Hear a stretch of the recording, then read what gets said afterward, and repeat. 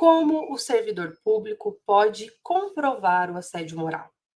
Bom, esse é um tema muito espinhoso, é um tema muito importante e eu não poderia deixar de falar sobre esse tema no dia 2 de maio, que é o dia de combate ao assédio. Esse é um tema que muitas pessoas nos perguntam todos os dias, nesses 12 anos em que eu dedico a minha vida à advocacia de servidores públicos e trabalhadores seletistas. Eu recebo notícias, denúncias. Eu, sendo bem franca para vocês, eu acredito que eu nunca fiz um atendimento de servidor público que não tenha me relatado pelo menos uma situação de assédio. Então, é muito triste saber que os nossos servidores públicos estão passando por isso. É muito revoltante saber que não existem punições que freiem essas condutas, porque o que nós vemos é ao contrário, né? Nós vemos cada vez mais os servidores públicos sendo atacados, sendo perseguidos, justamente porque não existem punições, justamente porque a administração pública fecha os olhos para essas perseguições, e mais do que isso, porque a administração pública acaba sendo um ambiente tóxico, acaba sendo um ambiente que prolifera ainda mais possibilidades de assédio. E aí você deve estar pensando, Regiane, você está me dizendo que dentro da administração pública existe mais assédio moral do que dentro das relações privadas, do que empresas privadas? Sim, eu estou dizendo isso. Eu atuo tanto para trabalhadores seletistas quanto para servidores públicos estatutários que atuam dentro da administração pública indireta e indireta, inclusive empregados públicos do regime seletistas, e eu posso afirmar para vocês que, infelizmente, dentro da administração pública, nós conseguimos visualizar, nós conseguimos perceber mais assédio. E eu vou te explicar por quê. Você deve estar falando, como assim, né? Servidores públicos têm mais privilégios? Não, meus queridos e queridas. Infelizmente, o ambiente da administração pública acaba propiciando mais possibilidades ao assédio do que até mesmo dentro do setor privado. E eu vou te explicar por quê. Porque, primeiro, a punição, a penalidade, ela acaba não acontecendo, porque existem ouvidorias, existem processos administrativos disciplinares que não vão à frente para, de fato, combater essa conduta do assediador. Segundo, a administração pública ela está em volta de relações políticas, principalmente dentro de municípios, quando você tem prefeituras que estão ali ligadas, cheias de cargo de comissão, pessoas que precisam que aquele prefeito do partido X se mantenha, salvo o contrário, vão perder seus empregos. Então, você tem nesse ambiente uma possibilidade muito maior de proliferação do assédio moral. E quando eu falo proliferação, é como se o assédio fosse uma doença mesmo, porque é assim que eu vejo o assédio, como uma doença. E ainda você tem um instrumento, que é o PAD, o Processo Administrativo Disciplinar, ele acaba sendo um instrumento de assédio, porque o servidor público fica sendo ameaçado o tempo todo. Olha, se você não fizer o que eu quero, se você não fizer isso, você vai ser instaurado contra você um PAD, um processo administrativo. E ainda existem outros mecanismos, como a remoção. Olha, se você não fizer o que eu quiser, se você não trabalhar para o deputado tal, se você não trabalhar para o prefeito tal, você vai ser removido lá para a unidade X. Então, infelizmente, tudo isso acaba trazendo uma possibilidade. Eu esqueci mais um ponto. Até a estabilidade, que é para ser um direito do servidor público, um direito da servidora pública, acaba sendo uma possibilidade de aumentar ainda mais o assédio, porque o assediador, investido nessa estabilidade, investindo nesse poder de estabilidade, acaba assediando sem nenhum tipo de punição. Então, sim, eu estou afirmando que o assédio moral, todos os tipos de assédio, né? Hoje aqui o meu foco é o assédio moral, mas todos os tipos de assédio acabam sendo mais proliferados dentro dessa relação. Inclusive, é um tema que eu estudo, né? É o tema da minha tese de doutorado, que, né, estou fazendo doutorado agora, é o tema em que eu tenho me dedicado, e eu me dedico mais ainda às servidoras públicas, né? Por N questões, mas eu posso garantir para vocês que, infelizmente, é um ambiente muito mais adequado, entre aspas, aqui, né?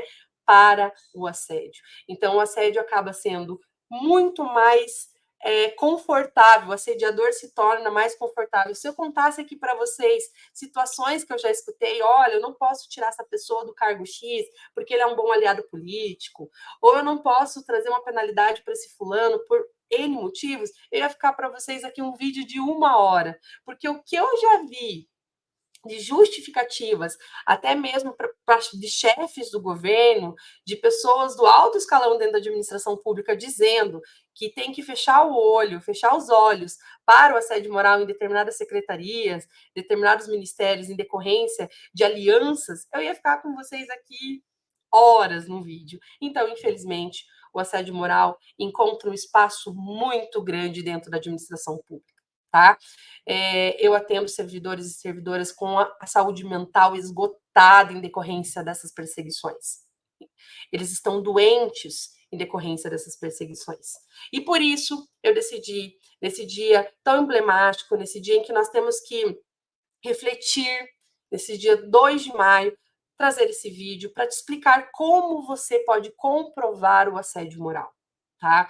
E de forma efetiva, porque não adianta você ficar levando coisas para a ouvidoria e depois você não ter nada, você não ter o teu pedido, o teu protocolo indo para frente, pelo contrário, você vê tudo isso paralisado, você ter represálias. Então, vamos falar como você vai comprovar o assédio moral. Tá? A primeira forma de comprovação do assédio moral, e no final eu ainda vou falar um pouquinho para vocês do burnout, porque o assédio moral, infelizmente, tem causado e desencadeado muito essa síndrome, né? E eu vou falar para vocês também sobre isso um pouquinho. E uma estratégia que eu utilizo até para abrir caminhos aí para outros colegas, né?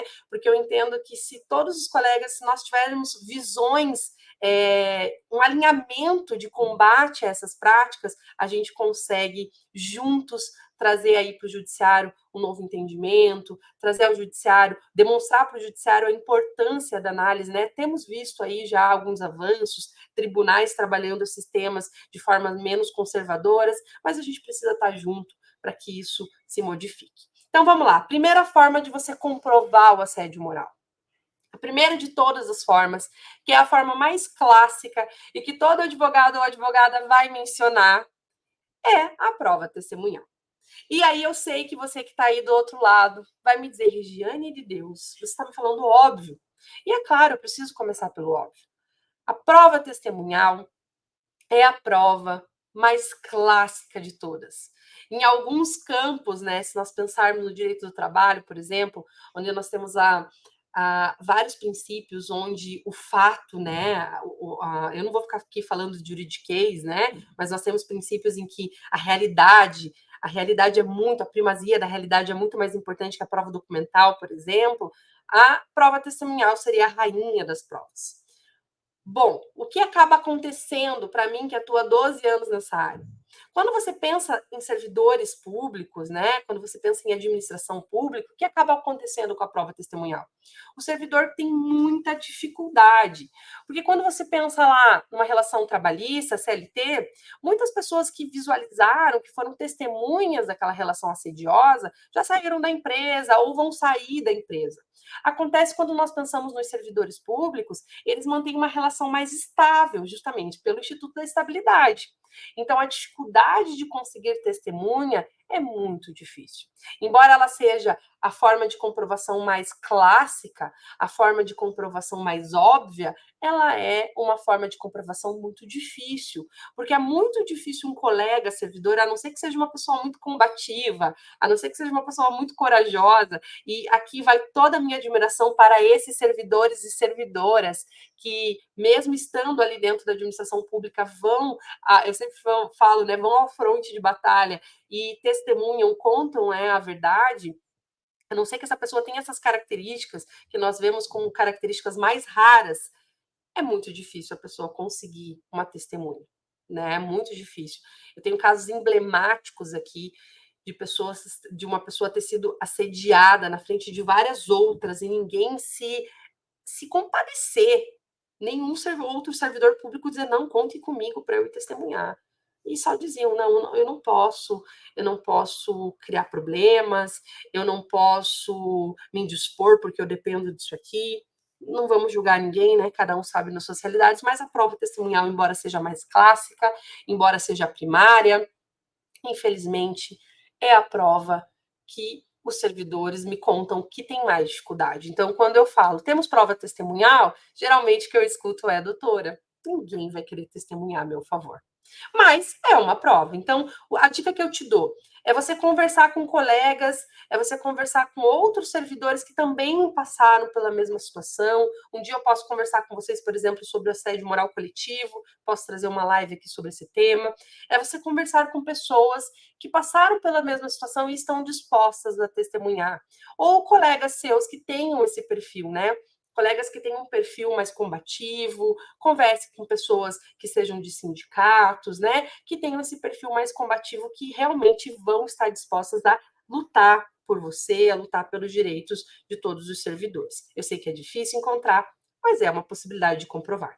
Beleza? Então, a primeira possibilidade é a prova testemunhal. A segunda possibilidade é a prova documental.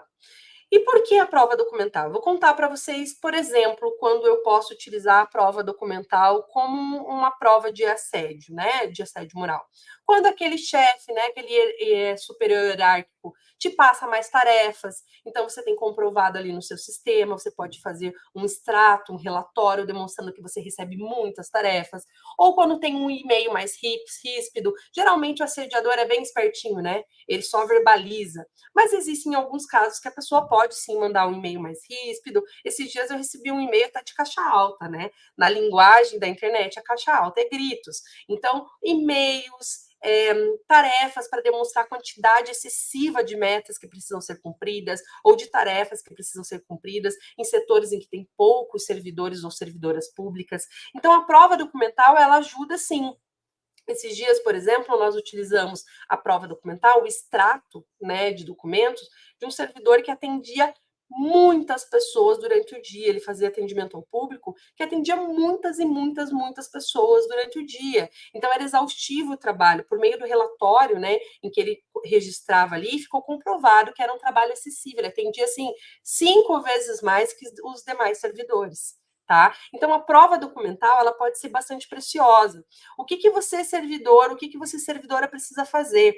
Você precisa guardar esse documento, você precisa emitir esses relatórios. Porque se algum problema acontecer, a primeira coisa que a administração pública vai fazer é retirar de você esses acessos. Tá? Então, sempre chega aqui para mim a pessoa, não, eu tenho como fazer isso. Aí a pessoa está afastada por licença saúde, porque assédio moral causa danos irreversíveis à saúde do trabalhador. E aí, quando a pessoa vai tentar conseguir a documentação, já não tem acesso, já não consegue mais. Então, não seja bobo, não seja boba. A administração pública não é boazinha. Então, você também não pode ser bobinho. Por favor, faça relatórios, comprove. E se não for só sobre assédio, tudo, tá? Se você tiver sobre desvio de função, se você tiver sobre qualquer condição, por exemplo, para aposentadoria, se você tiver sobre uma condição insalubre que precisa depois comprovar uma aposentadoria especial, qualquer condição, é importante que você tenha provas documentais. Se você está ali exposto, por exemplo, a quem recebe, né, o serviço público, as pessoas que recebem o serviço público e aí você é assediado pelos usuários do serviço público, também pode ser configurado, e seu chefe não faz nada, pode ser configurada uma forma de assédio. Tenha isso registrado. As datas, elas podem ser aliadas, muito aliadas, para que você comprove o assédio. Peça para que tudo seja registrado a termo. Peça para que tudo seja registrado em ata. Principalmente você que é profissional da educação. Se você é profissional da educação, você passa todos os dias, e profissional da saúde também, né? Você que atende ali o usuário da prestação do serviço público, todos os dias você passa situações. Você pode passar situações com pais, você pode passar situações com alunos. Peça para que tudo seja registrado em ata. As pessoas acham que a ata é inimiga. As pessoas acham que só o diretor da escola ou o chefe do hospital pode emitir uma ata, confeccionar uma ata. Não. A ata também é seu direito. Você pode pedir para que ela seja confeccionada, tá bom? Então, peça. A prova documental, ela ganha muito, muito espaço nesse sentido também, tá? A prova documental, ela passa a ter um viés muito importante quando você chega aqui para mim, você traz essas provas, você traz essas datas, você traz esses documentos, e eu, no meu olhar de advogado que quer comprovar esse assédio, eu faço toda essa análise. tá? E a última, claro, existem várias outras provas, né, que o advogado vai te trazer aqui nesse meu vídeo. Eu estou trazendo para vocês as principais, existem várias outras possibilidades, mas a última prova que você pode utilizar são as gravações. Existe uma grande discussão, e eu não vou entrar nessa discussão aqui para vocês, falar sobre o que o STF pensa ou não, tem uma questão da esfera criminal aqui, sobre produzir provas, se tem autorização ou não. Mas nós temos percebido nos últimos anos que as gravações, quando elas são os únicos meios de comprovação, elas têm sido utilizadas e muito bem utilizadas pelo judiciário, tá? Então, grave. Hoje todo mundo tem acesso a um smartphone, todo mundo tem um celularzinho aqui fácil para ter acesso. Então, pegue seu celular, não seja ingênuo. Se você está sendo vítima de assédio, se você está sendo assediada, tenha seu celular. Se você tem dificuldade de baixar alguma coisa, fale com seu filho, fale com a sua filha, com o seu genro, nora, não importa. Peça para que deixe tudo organizado para que você grave. Não necessariamente gravar um vídeo, mas você pode gravar um áudio. Eu já chegou aqui para mim casos de pessoas que não sabiam mexer, mas deixaram o WhatsApp ali, o aplicativo do WhatsApp ligado, para comprovar que o chefe assediava. Tá? Tem casos também de assédio, não é a discussão hoje aqui, né? Nós não queremos trazer termos técnicos nesse vídeo. Existe assédio vertical, assédio horizontal, não é discussão, mas o que importa é a forma que você vai comprovar. Por meio de áudio aqui do WhatsApp, não importa. O que importa é que você tenha essa gravação, que você tenha uma possibilidade de comprovar. Tá? Então, as gravações elas podem ser fortes aliadas, até porque os assediadores são muito espertos. Os assediadores não são seres bobinhos, tá? Os assediadores, eles pensam, eles planejam. Então, em regra, os assediadores cometem assédio quando você estiver sozinho ou sozinha com o assediador. Então, ele vai esperar ficar sozinho, ele vai esperar o momento oportuno para fazer o assédio. Então, tem o celularzinho aqui do lado, grave, tá? Porque a gravação, ela pode sim ser utilizada. E aí, o profissional que vai estar te atendendo é que vai utilizar isso. Tá? Da melhor forma possível. Então, as três principais, eu poderia aqui ficar falando várias outras situações, mas é a testemunhal, que eu já trouxe todos os problemas, a segunda é a documental, e a terceira é, sem dúvida, a possibilidade de gravação. Grave, não tenha medo. Depois a gente resolve. Grave. A importância é você não perder a oportunidade de gravar o momento que você estiver sendo assediado ou assediada. Tá? Grave, porque isso vai te trazer proteção, isso vai te trazer a possibilidade de comprovação no processo depois. Lembrando que sempre, quando se trata de assédio, você precisa levar, e não só de assédio, né, de tudo dentro da administração pública, você precisa levar para conhecimento administrativo antes. Depois você judicializa. Ai, Regiane, mas eu sei que não vai dar nada, eu sei que a ouvidoria não vai fazer nada, ela vai dizer que não tem indícios e não vai dar nada. Eu sei também, né? Eu sei. Lembrem que eu faço isso há muitos anos, tá? E são raros os casos em que nós temos punições administrativas, muito raros. Mas, de todo modo, nós temos que esgotar as vias administrativas, mostrar para o juiz, olha, a gente tentou fazer administrativamente antes. A gente levou para a ouvidoria, a gente pediu instauração de sindicância, pedimos instauração de processo administrativo disciplinar e mesmo assim não fomos ouvidos, não fomos ouvidas. Desta forma, estamos aqui no judiciário para tentar resolver agora, tá? E aí, meus queridos e queridas, tudo, eu nunca vou esquecer. Uma palestrante muito importante uma vez falou uma coisa e aquilo para mim ficou marcado. O que é assédio, né? E aqui a gente entraria num ponto muito mais emblemático. O que é assédio? É tudo aquilo que te traz desconforto. Se você fez uma vez e te trouxe desconforto, você demonstrou e continuou te trazendo desconforto, isso é assédio, tá? E se você comunicou seu chefe, se você comunicou sua chefia, e olha eu falando seu chefe, né? Sempre a questão a gente já pensando no nome, né? Se você comunicou sua chefia, e ela não tomou nenhum tipo de atitude, ela está sendo conivente com o assédio. Então, você precisa fazer toda essa comprovação.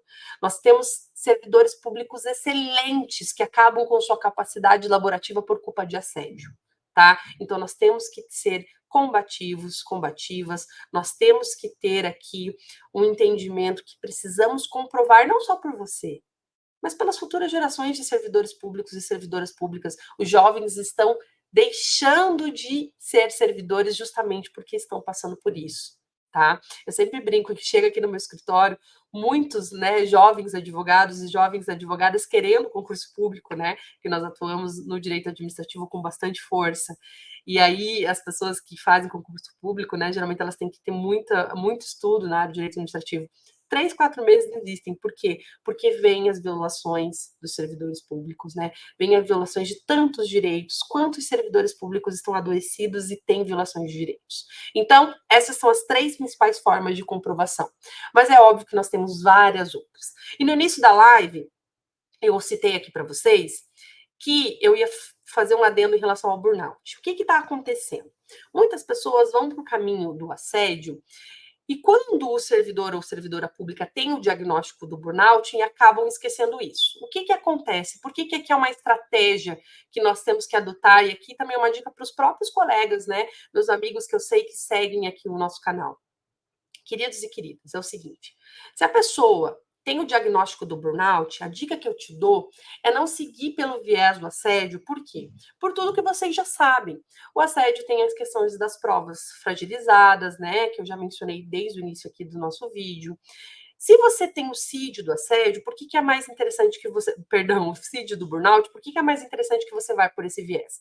Porque o assédio, ele acaba sendo presumido dentro do burnout. Por quê? Porque de forma muito didática, que eu vou explicar para vocês como que funciona a questão do burnout.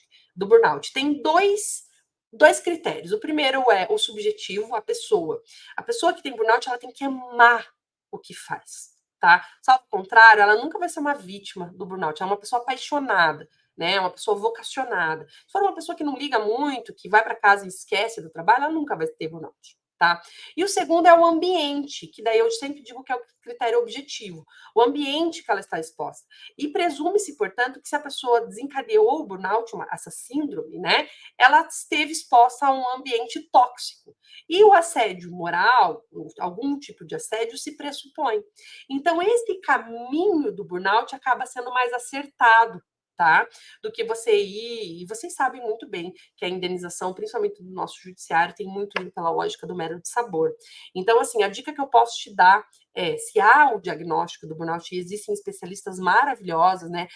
Mulheres maravilhosas que estudam burnout, né? Homens maravilhosos, mas é engraçado como muitas mulheres têm dedicado a sua vida, né, a isso, e eu posso indicar um nome maravilhoso aqui de uma amiga minha, que é a doutora Luciana Baruch, que inclusive está hoje numa live com uma outra amiga minha maravilhosa, a Priscila Reis, que se dedica, né, a esse tema. Então, o que acontece? Se você vai pelo caminho do diagnóstico do burnout, você tem um caminho estratégico jurídico mais acertado, tá? Então, é uma dica que eu te dou, tá? De comprovação de assédio mais acertada, porque você tem esse critério objetivo, que é uma doença ocupacional, né, ligada ao trabalho, e que necessariamente vai ter que ter esse ambiente, né, tóxico e que, em regra, é gerado pelo assédio. Aí vai depender do tipo de assédio. Eu comecei, né, nosso vídeo dizendo para vocês que vai depender do tipo de assédio. Nós temos vários tipos de assédio: assédio moral, assédio sexual, né? Nós temos vários tipos de assédio, tá bom? Então, essas são as 3 possibilidades de comprovação que eu trouxe hoje aqui. É um tema que a gente tem falado pouco aqui no nosso canal, mas eu prometo que nós podemos falar mais, tá? É uma dica muito importante. Procurem seus direitos, tá? Procurem, denunciem, por favor.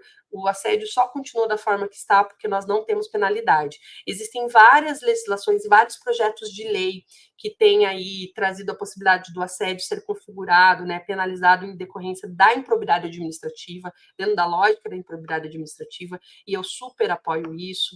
Eu acredito que é uma forma de inibir que esses agentes assediadores, né, esses agentes públicos assediadores, continuem assediando. Então, eu acho que nós estamos caminhando, né? E nesse dia 2 de maio é importante que a gente reflita, e é importante também que a gente observe que estamos caminhando, a passos lentos, mas estamos caminhando. Muito obrigada para você que me acompanhou nesse vídeo, nesse dia 2 de maio. Espero que tenha contribuído aqui para os trabalhadores, servidores públicos, e vejo você no nosso canal. Se inscreva no nosso canal, que eu tenho certeza que você vai gostar muito do conteúdo, tá bom? Um abraço e te vejo até Sexta-feira, minhas lives são sexta-feiras. Um abraço, tchau, tchau.